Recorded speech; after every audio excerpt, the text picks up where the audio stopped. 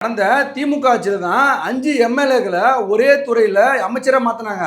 அதுதான் அதை பற்றி தான் எழுந்து நம்ம ஆள் நிர்மல்குமார் அது சட்டமன்றத்தில் பேச ஆரம்பித்தார். அந்த கரூர் கேங் ஐயா 10 ரூபா பாலாஜின்றது விட கரூர் கேங்குன்னு சொன்ன உடனே முடிவு பண்ணிட்டேன் நான். ஆஹா ஏதோ ஒரு வைக்கிறாரு ஆப்பு அப்படின்னு நினச்சேன்.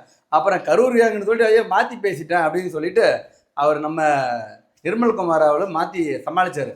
அதுக்கப்புறமா உடனே நமது எதிர்கட்சி தலைவர் ஸ்டாலின் உதவாநிதி இருக்கார் இல்லையா, அவர் இழந்தா இருப்பாரு. அட்டாடாடாடாடா பயங்கரமான கருத்தோட வந்துட்டாருன்னு நினைச்சேன். அதுக்கப்புறமா அவரு நான் சொல்றாரு, அதாவது சங்கி அமைச்சர்னு ஒரு சொல்லிட்டு மாற்றி சாரி நான் மாற்றி சொல்லிட்டேன் அப்படின்னு சொன்னார்.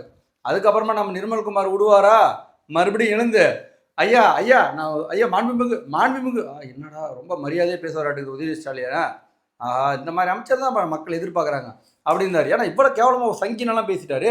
அதுக்கப்புறம் நம்ம நிர்மல்குமார் சும்மா விடுவாரா அப்படின்னு நம்ம நினச்சிருக்கும் போது ஐயா மாண்புமிகு 3 மணி நேரம் பாத்ரூம் உட்கார்ந்து கொண்டிருந்த எதிர்கட்சி தலைவர் சொன்னா நீங்கள் ஏற்றுக்குவீங்களா? ஏற்றுக்க முடியுமா? அடா பாவீங்களா, உண்மையாக யாருக்கும் தெரியாமல் இருந்துச்சு. அந்த உண்மையை வேறு சொல்லி போட்டாங்களே, அது உண்மையாக சம்பவம் ஆச்சு.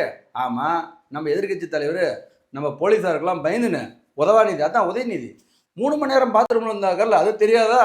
அது தமிழ்நாடே பார்த்துச்சு. இவர் வேற சட்டமன்றத்தை வேறு கொண்டு வந்து போட்டு உடச்சி போட்டார்.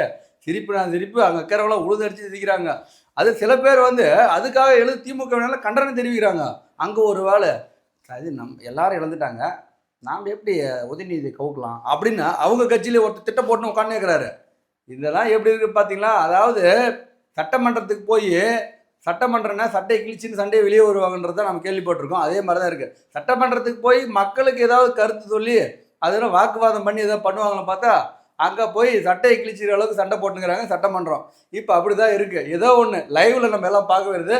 லைவில் பார்க்கும்போது நமக்கு நல்லா புரியுதுடா என்னென்ன பண்ணுறீங்கன்னு.